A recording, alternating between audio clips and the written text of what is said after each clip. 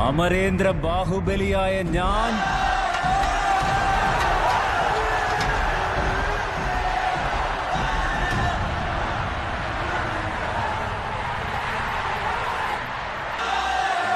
മകൾമതി പ്രജകളുടെ ജീവനും സമ്പത്തും അഭിമാനവും സംരക്ഷിച്ചുകൊള്ളാമെന്ന് മഹാരാജ പൽവാൽ ദേവന്റെ പടത്തലവനായി പദവിയേറ്റ് ശങ്കയില്ലാതെ പക്ഷപാതരഹിതനായി നീതി നിർവഹണം നടത്താനും ജീവത്യാഗം ചെയ്യാനും മടിക്കില്ല എന്ന്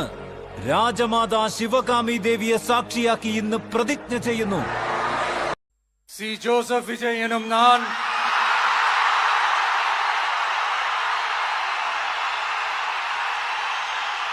சட்டப்படி அமைக்கப்பெற்ற இந்திய அரசியல் அமைப்பின்பால் உண்மையான நம்பிக்கையும் மாறா பற்றும் கொண்டிருப்பேன் என்றும் இந்திய நாட்டின் ஒப்பில்லாத